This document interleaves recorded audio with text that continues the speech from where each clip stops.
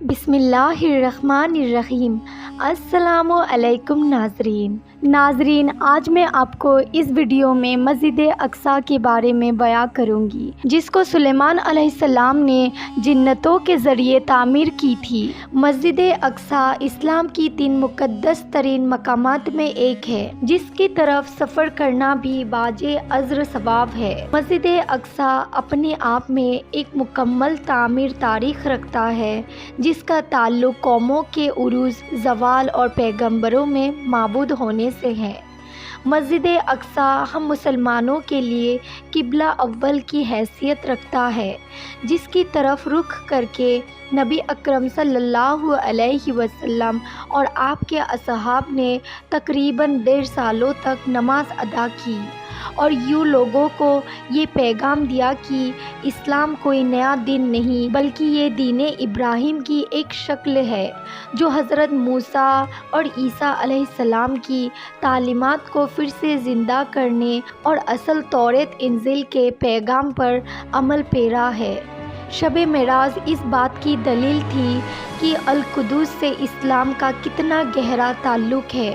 نبی صلی اللہ علیہ وسلم کا تمام انبیاء اکرام کی امامت کروانا ایک غیر معمولی واقعہ تھا۔ غرض یہ ہے کہ یروشلم عیسائیت اور یہودی تینوں مذاہب کے نزدیک مقدس ترین مقام ہے۔ یہ علاقہ پیغمبروں کا مسکن رہا ہے، جہاں بے شمار نبی مبعوث کیے گئے۔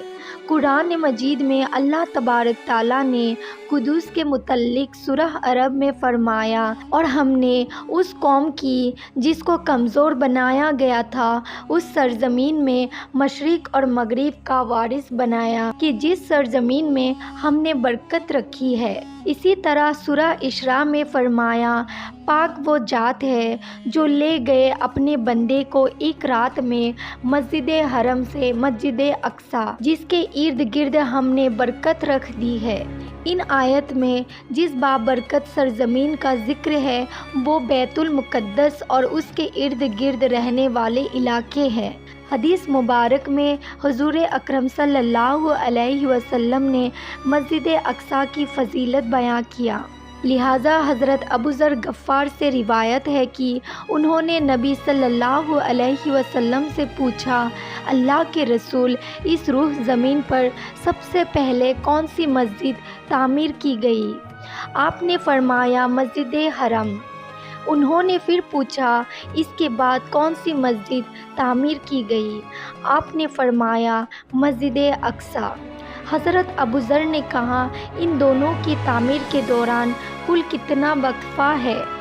آپ صلی اللہ علیہ وسلم نے جواب دیا، 40 سال۔ روایتوں کے مطابق اللہ نے حضرت جبرائیل علیہ السلام کو خصوصی طور سے حضرت آدم کی طرف بھیجا اور حکم دیا کہ مسجد حرم اور مسجد اقصیٰ کی تعمیر کرے۔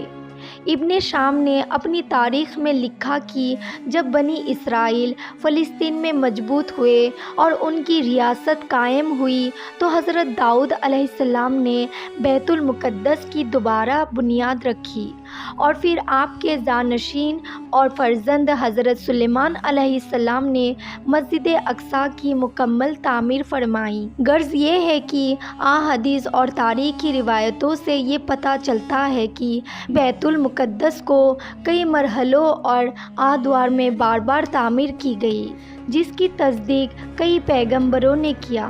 مسجد اقصیٰ کی مکمل تعمیر حضرت سلیمان علیہ السلام کے دور میں ہوئی، جس کی تائید نہ صرف اسلامی بلکہ عیسائی روایتوں سے بھی ملتی ہے۔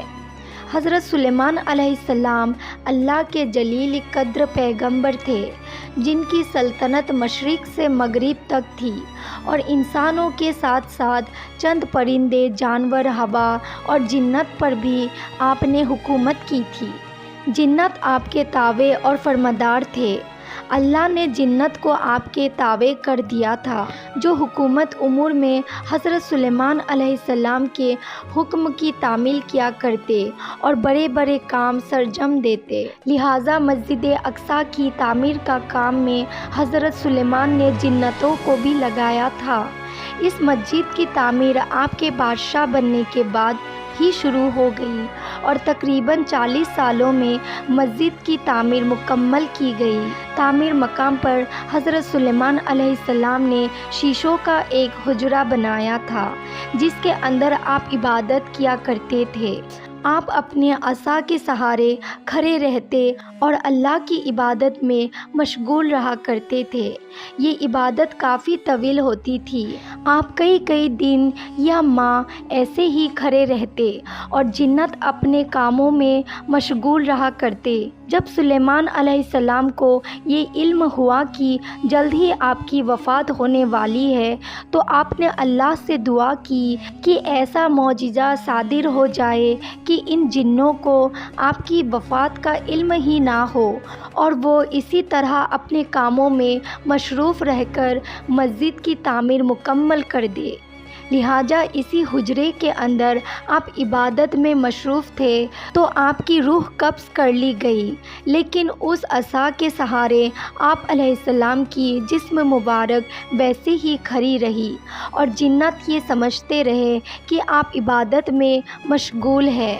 دراصل پیغمبروں کی جسم مبارک کبھی سڑتی نہیں، نہ ہی زمین کی مٹی انہیں کھا سکتی ہے۔ لہٰذا حضرت سلیمان علیہ السلام وفات کے کئی سالوں بعد تک اسی مقام پر عصا کے سہارے کھڑے رہے۔ اس زمین پر جتنے بھی نبی بھیجے گئے آج بھی ان کے جسم قبروں میں صحیح اور سالم موجود ہے۔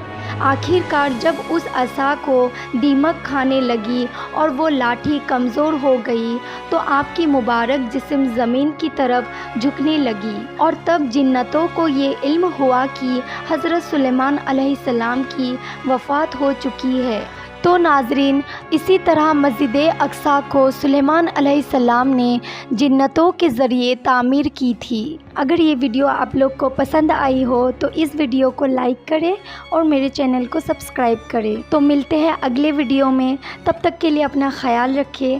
اللہ حافظ۔